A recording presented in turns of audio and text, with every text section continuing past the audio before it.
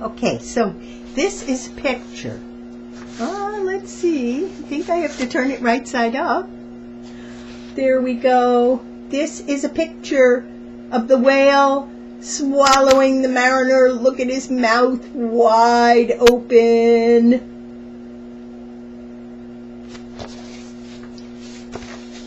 This is a picture of the whale swallowing the mariner with his infinite resource and sagacity, and the raft, and the jackknife, and his suspenders, which you must not forget. The buttony things. You see buttony things?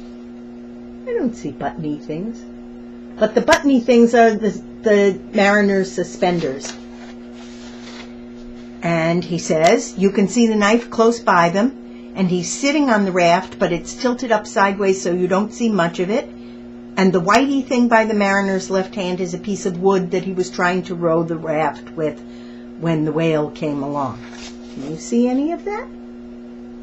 Yes, I see that whitey thing by the mariner's left hand, but I don't see the raft at all.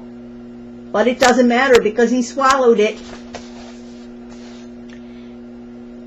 The piece of wood is called Jaws of a Gaff. The mariner left it outside when he went in. The whale's name was Smiler, and the mariner was called Mr. Henry Albert Bivens, A.B. The little stute-fish is hiding under the whale's tummy, or else I would have drawn him. That's the guy who made the picture. He's saying this. The reason that the sea looks so ushy-squishy is because the whale is sucking it all into his mouth. Ushy, squishy sea. The whale is sucking it all into his mouth so as to suck in Mr. Henry Albert Bivens and the raft and the jackknife and the suspenders. You must never forget the suspenders.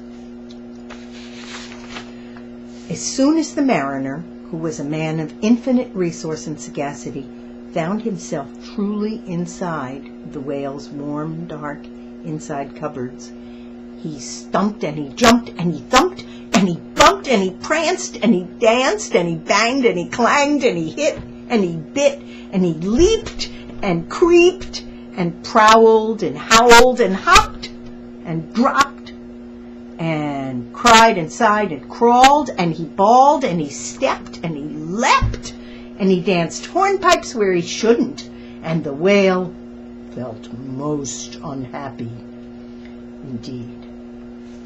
Have you forgotten the suspenders? So he said to the stute-fish, the whale said, this man is very nubbly, and besides he is making me hiccup. What should I do? Tell him to come out, said the astute-fish. So the whale called down his own throat to the shipwrecked mariner, come out and behave yourself. I've got the hiccups. Nay, nay, said the mariner, not so, but far otherwise.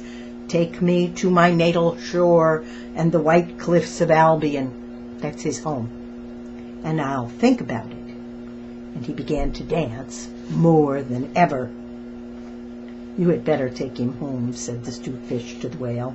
I ought to have warned you that he is a man of infinite resource and sagacity.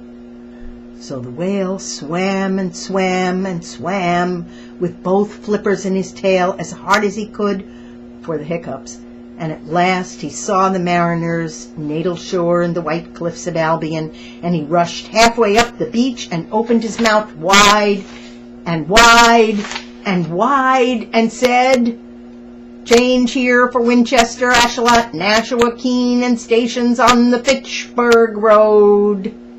And just as he said Fitch, the mariner walked out of his mouth.